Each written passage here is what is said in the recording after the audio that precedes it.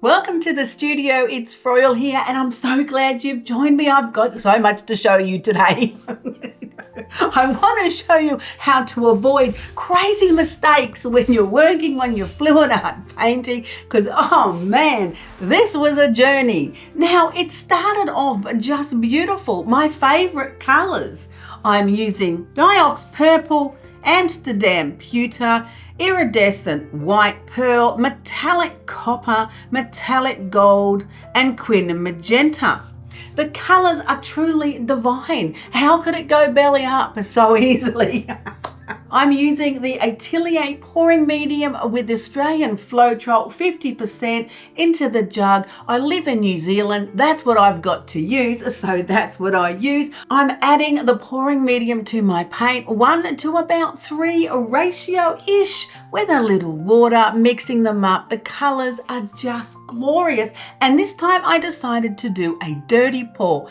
Tipped it into a cup, very excited. You know that feeling you're about to do your painting, full of expectation and hope. I pour it onto the canvas and it looks fabulous. Now, this was only the second time I tried a swipe. The first time I used a massive big palette knife, which was too big. But this time I only had this small palette knife, which is a little small. I'm using a mix of paint with the Australian Floetrol for my swipe mix, and it turned out rather good considering I didn't know what I was doing and I hadn't really done it much before. It looks okay. You should tell me to stop. Tell me to woo up because it all went downhill from here. The lacing looks fabulous. The colors are glorious. The overall pattern is beautiful.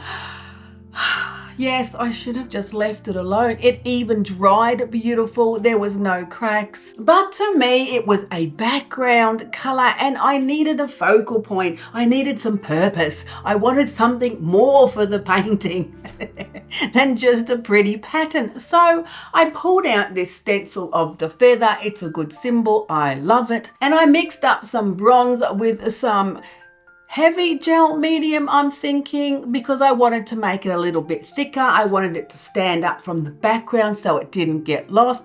But as soon as I put that color on that feather, I knew it just wasn't going to work. Oh man, it's completely lost. Lesson number 1. Don't put a complicated embellishment onto your very patterned, even though it's a beautiful background, because it gets lost. Look at it. Where did it go? I don't know, but you know, I can fix it. We've always got to march on. We can't give up. So I let the beautiful bronze dry and then I painted over it with Diox Purple because I'm thinking that deep, dark, rich color of purple, surely that's going to work to pop it up and lift it off my background. Did it? Well, did it? I don't know so much. It's definitely looking better. I'm heading in the right direction. So I thought, what about some gold highlights? I pulled out my mixed and relief paste and I went round the beautiful feather in all of the delicate highlight areas. And when this paste is wet, it's white.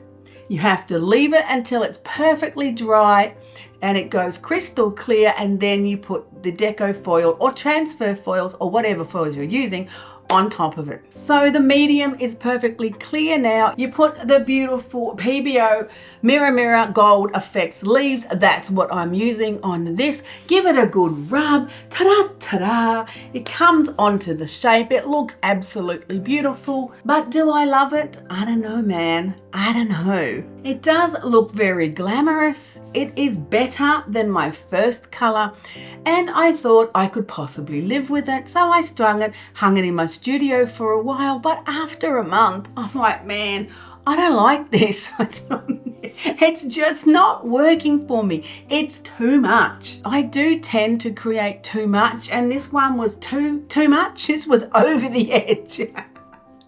So I decided to pull it off the wall and have another go. Lesson number 2, don't give up. If you've got paintings that don't work, they didn't turn out exactly how you thought. In my mind, it was all going to go so much differently. Don't give up. Try another idea, pull them out, paint over them, have another go. What have you got to lose? Especially if you don't like it. I didn't like it. In fact, I hated it. I know that's a little extreme to say, but I did. I have to fix it. So pulled it off, put it on my table, and I'm going to put another pour over the top. Now, the thing is, I might have learned something. My palette this time is a lot simpler. I'm using black, 2 different shades of bronze. The Liquitex bronze is a lot brownier and the Amsterdam bronze is a lot orangier, and together they are beautiful. With the white pearl, poured it on the canvas. The colors are fabulous. It's going to work this time. I can feel it in my bones. I pulled out my absolute favorite special ingredient. I've got the Liquitex acrylic spray paint. Now this is the antique gold.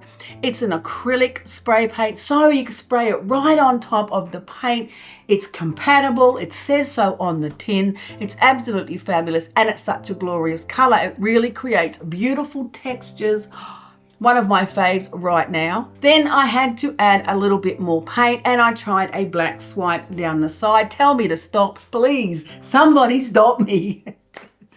The painting's looking beautiful. The colours mix well together. The lacing's not too bad, considering it could have been a little runny and perhaps a little too thick, but the textures are looking beautiful. And if you look at the painting, you can see that the feather is there underneath the paint, and when that paint dries, I'm pretty sure that feather's going to be showing through the surface. That's a really interesting idea. We could experiment with that some more. Now, it did dry rather beautiful. It didn't even crack, which was pretty cool. I was pretty happy about that. But the feather's there. It's not strong enough to really be seen, and it's not flat enough to not notice. So we're in between here. I'm going to have to do it again. I'm going to put that stencil back on. You'd think I'd learn my lessons, but I don't. And I'm putting the beautiful bronze on over the top of the stencil. Ta-da, ta-da. This time I'm much happier with it. The color looks fabulous. It blends in really well, and it's almost perfect. Once it's dried, I add a tiny weeny little bit of black on the side to create a bit of shadow so that it's got some more light and dark textures. I'm not adding any more, I promise you, I'm not. Yes, I know I do tend to go too far, and once you're over the edge, you can only keep going. Have a look at how beautiful the painting is now. The little bit of shadow on that side wasn't too much. I didn't overdo it, and then I've added a beautiful gloss varnish to it.